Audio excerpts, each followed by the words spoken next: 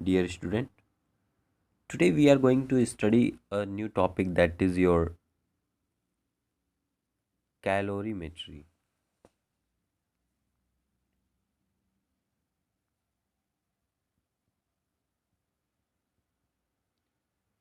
अगर हम बोले बच्चे कैलोरीमेट्री होता क्या है, तो सिंपली हम देखेंगे स्टडी ऑफ मेजरमेंट।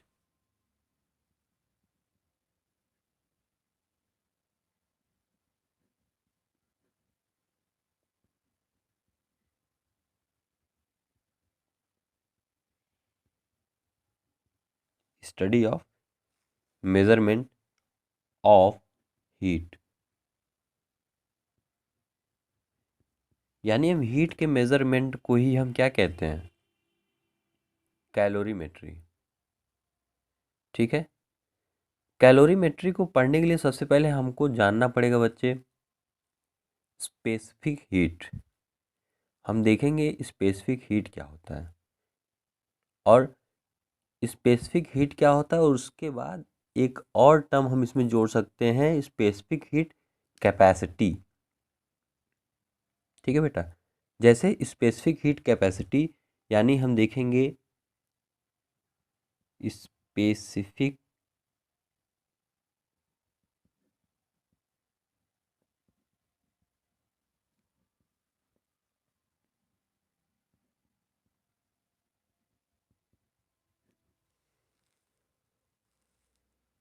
हम देखेंगे बच्चे स्पेसिफिक हीट कैपेसिटी जो है, हम उसे कहेंगे कि जैसे मानो 1 ग्राम हम वाटर ले लें। 1 ग्राम वाटर को अगर मानो हमको उस 1 ग्राम ऑफ वाटर को 1 डिग्री उसका टेम्परेचर बढ़ाना है। ठीक है। कितना? 1 डिग्री। 1 डिग्री टेम्परेचर अगर हमको बढ़ाना है, 1 डिग्री सेल्सियस, तो हम उसको जितना हीट देंगे ना, जितना हीट देंगे वही हमारा क्या कहा जाता है। और हम जैसे अगर हमको ये पता होगा कि कितना हीट देंगे हम, 4.2 जूल। 4.2 जूल अगर हम इसमें हीट देंगे, तो उस 1 ग्राम ऑफ वाटर का जो टेम्परेचर है वो कितना बढ़ेगा? 1 डिग्री सेल्सियस। ठीक है। यानी इसका डेफिनेशन अगर हम समझना चाहें तो क्या है? Amount of heat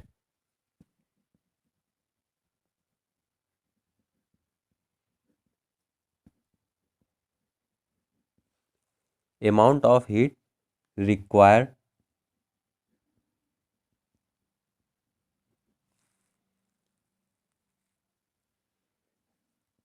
to rise the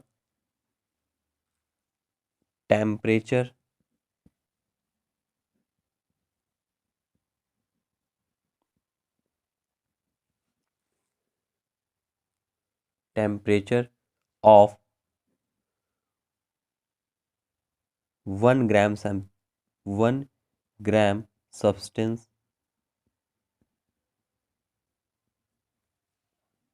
by 1 degree Celsius.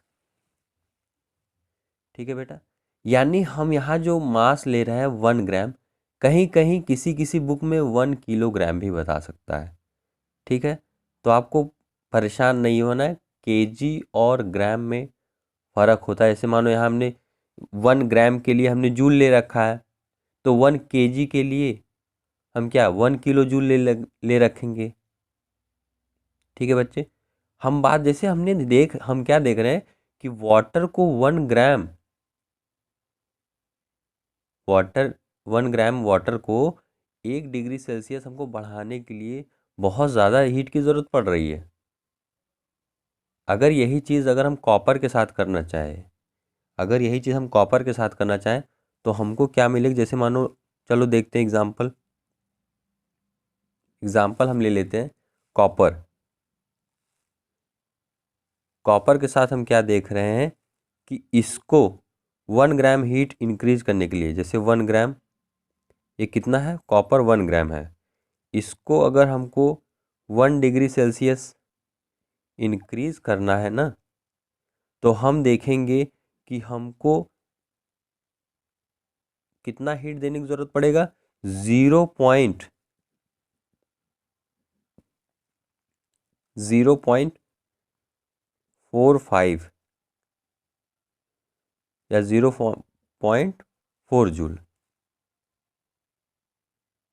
ठीक है, हम देखेंगे बच्चे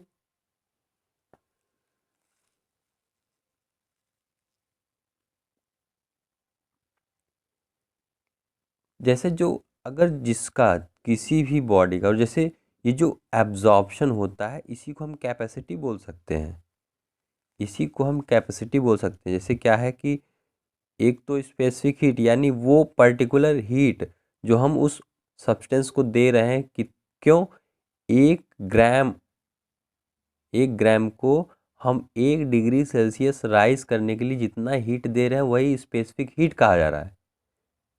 लेकिन वो जितना हीट एब्जॉर्ब कर रहा है 1 डिग्री सेल्सियस को इंक्रीज करने के लिए, या खुद के टेम्परेचर को 1 डिग्री सेल्सियस इंक्रीज करने के लिए, वो उसकी कैपेसिटी है, दैट इज इट्स कैपेसिटी।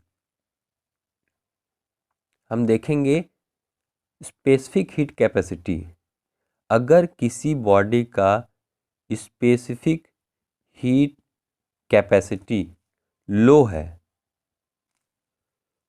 ठीक है, तब हम देखेंगे कि वो हीट और कूल, ठीक है, हीट एंड कूल रैपिडली, यानी वो जल्द से जल्दी वो फटाक से हीट भी हो जाए और जल्दी वो कूल भी हो जाएगा। ठीक है, और जैसे जो जल्दी हीट और कूल हो जा रहा है तो उसे हम क्या कहेंगे बच्चे, जैसे जो जल्दी फटाक से, यानी जो एब्जॉर्ब ना करेगा वो ट्रांसफ़र कर दे, यानी ये क्या कर रहा है, ये ज़्यादा ज़्यादा नहीं एब्जॉर्ब कर रहा है, ये थोड़ा सा ही ले रहा है, तब से जो है 1 डिग्री सेल्सियस यानी इसका इंक्रीज हो जा रहा है। यानी हम देखेंगे इससे हम बेटर कंडक्टर भी बोल सकते हैं या गुड कंडक्टर भी बोल सकते हैं।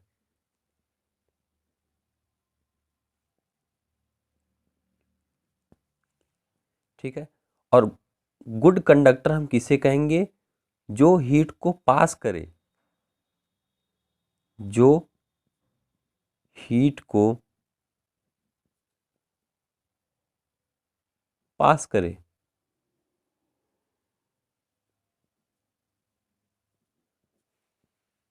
जो हीट को पास करे, एकदम हिंदी में ताकि आपको समझ में आए। ठीक है, यानी हम उसे गुड कंडक्टर बोलेंगे जो पास करे, और जो एब्जॉर्ब नहीं करेगा, यानी आप ये बता सकते हो कि इन दोनों में से अच्छा कंडक्टर कौन है।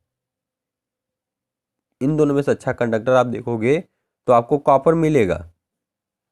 क्यों, क्योंकि ये थोड़ा सा, यानी एब्जॉर्ब बहुत कम कर रहा है as compare to water. Water में 1 डिग्री टेम्परेचर इंक्रीज करने के लिए हम देख रहे हैं इतना हीट देना पड़ रहा है, यानी इतना एब्जॉर्ब कर ले रहा है, तब जाके वो 1 डिग्री सेल्सियस बढ़ा रहा है। लेकिन हम यहाँ क्या देखेंगे, यहाँ ये थोड़ी सी हीट लेकर के उसको ट्रांसफ़र कर दे रहा है, यानी इसका टेम्परेचर जल्दी से इंक्रीज हो जा रहा है। ठीक है बेटा, यानी अब हम एक फॉर्मूले पे आते हैं, कहेगा कि if Q is a if Q amount of heat, if Q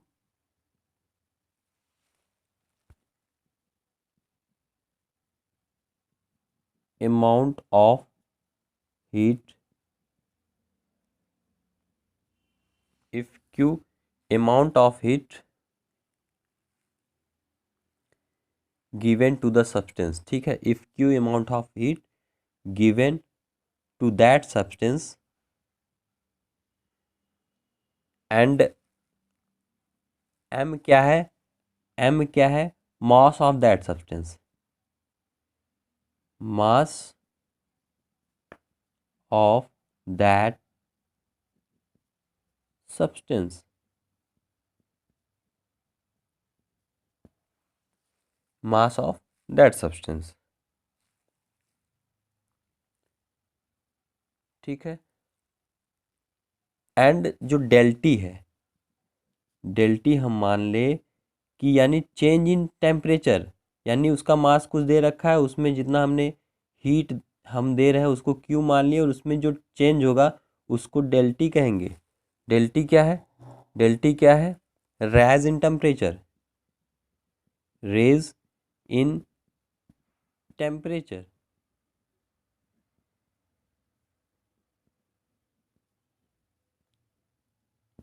raise in temperature. तब यहाँ हम देखेंगे स्पेसिफिक हीट, तब यहाँ देखेंगे स्पेसिफिक हीट, स्पेसिफिक हीट क्या निकल के आएगा,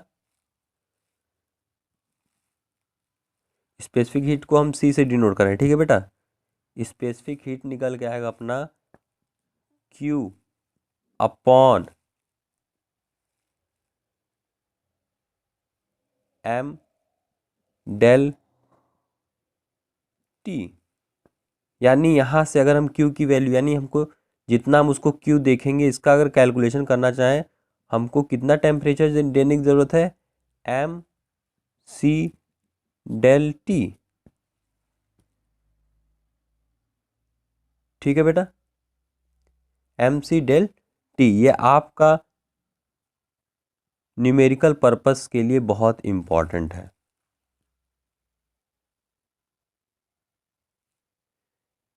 ठीक है बच्चे, अभी के लिए इतना ही काफ़ी, आगे हम नेक्स्ट क्लास में डिस्कस करेंगे। Thank you, have a nice day.